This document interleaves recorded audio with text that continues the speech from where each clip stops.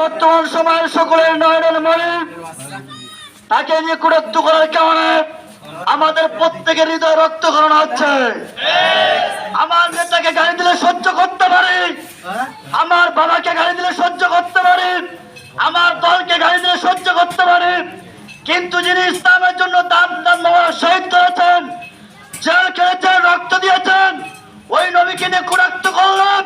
মুসলিম তাওহীদি জনতা সিপাটের কুত্তার খাদ্য তৈরি করবে।